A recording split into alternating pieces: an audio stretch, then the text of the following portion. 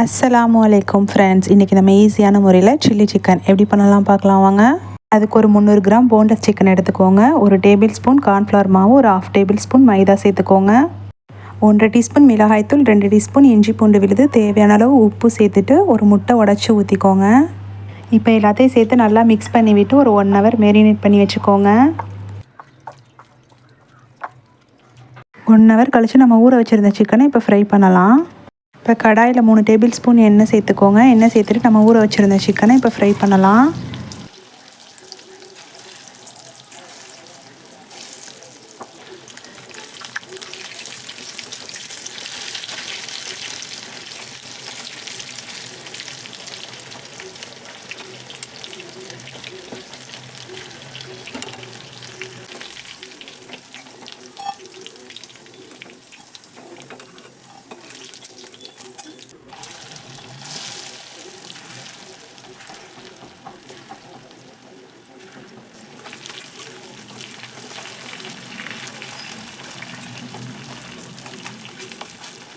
Fry பண்ணதுக்கப்புறம் இப்போ அதே கடாயில் 1 டீஸ்பூன் இஞ்சி, 1 டீஸ்பூன் பூண்டு பொடியாக சாப் பண்ணி சேர்த்துக்கோங்க.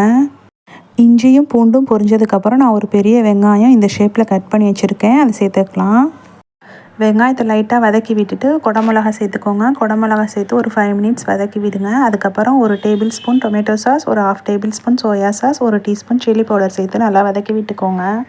உங்கள்கிட்ட சில்லி சாஸ் இருந்தால் சேர்த்துக்கோங்க. என்கிட்ட சில்லி சாஸ் இல்லாதனால நான் 1 டீஸ்பூன் சில்லி பவுடர் சேர்த்துருக்கேன். இப்போ எல்லாத்தையும் சேர்த்து நல்லா மிக்ஸ் பண்ணி விட்டுட்டு ஒரு டேபிள் ஸ்பூன் கார்ன்ஃப்ளவர் மாவில் கொஞ்சமாக தண்ணி ஊற்றி மிக்ஸ் பண்ணி அதில் சேர்த்துக்கோங்க. தேவையான அளவு உப்பு சேர்த்துட்டு இப்போ கொஞ்சமாக தண்ணி சேர்த்து நல்லா மிக்ஸ் பண்ணி விடுங்க. ஒரு 5 மினிட்ஸ் கழித்து நீங்கள் நம்ம ஃப்ரை பண்ணி வச்சுருந்த சிக்கனை எடுத்து சேர்த்துக்கலாம். அதில் சிக்கனை சேர்த்து நல்லா மிக்ஸ் பண்ணி விட்டுட்டு ஒரு 5 மினிட்ஸ் கழித்து நீங்கள் அடுப்பு ஆஃப் பண்ணிடுங்க. அவ்வளோதான், நமக்கு செம்ம டேஸ்டியான சில்லி சிக்கன் தயார். செஞ்சு பார்த்துட்டு எல்லோரும் எப்படி இருக்குன்னு கமெண்ட்டில் சொல்லுங்கள். நம்ம வீடியோ பிடிச்சிருந்தா லைக் பண்ணி, ஷேர் பண்ணி, சப்ஸ்கிரைப் பண்ணிக்கோங்க. தேங்க்யூ.